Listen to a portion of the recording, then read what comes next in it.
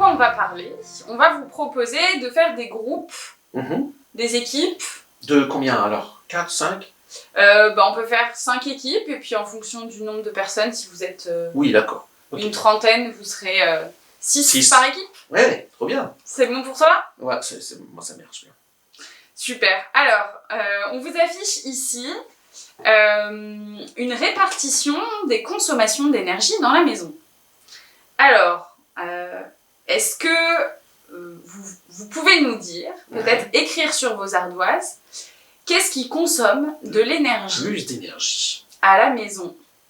On vous laisse un petit temps de réflexion et on revient vers vous pour répartir les différentes parts de ce camembert.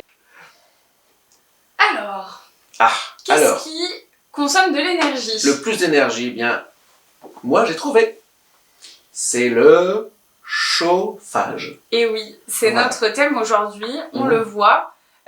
Chauffer une maison, c'est ce qui consomme le plus d'énergie. Voilà. On verra le détail de ces énergies après.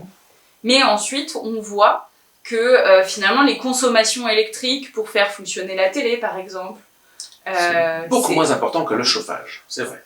C'est beaucoup moins. On le voit ici en orange. Pour pouvoir chauffer l'eau aussi, pour prendre sa douche. Ça, c'est encore une petite part. On le voit en violet, un peu plus haut ici. Et puis, pour ce qui est de la cuisson des aliments, et puis la climatisation pour se rafraîchir quand il fait chaud l'été, ces deux pôles-là de consommation énergétique sont vraiment plus petits. Et donc, on va s'intéresser à la grosse partie verte. Quel type d'énergie on utilise pour chauffer nos maisons? Alors, on vous laisse y réfléchir en groupe, à nouveau sur vos ardoises. Quelles sont les différentes énergies pour le chauffage? Tu nous as dit tout à l'heure, Benoît, que tu aimais bien un type de chauffage et que chez toi, tu avais une cheminée. Cheminée, eh bien oui. Donc, pour la cheminée, eh bien, j'utilise tout simplement le bois. Le bois, on le retrouve dans une toute petite partie, vous voyez, en jaune. Et c'est même pas seulement le bois qu'on retrouve ici, ça va être toutes les énergies qui ne sont pas les autres. On va citer maintenant. Alors, la plus grosse part, à 41% en vert, là, vert clair. C'est les... pardon, c'est les pas gaz. Tout à fait. Ah, c'était pas les gaz? Non, du tout? Pas ceux-là. Oui, pas ceux-là, d'accord. Mais pas ceux-là qu'on retrouve pour faire fonctionner notamment les chaudières à gaz. Voilà, très bien. Donc ça, c'est la première. Après, je vois, facile, électricité. L'électricité, oui.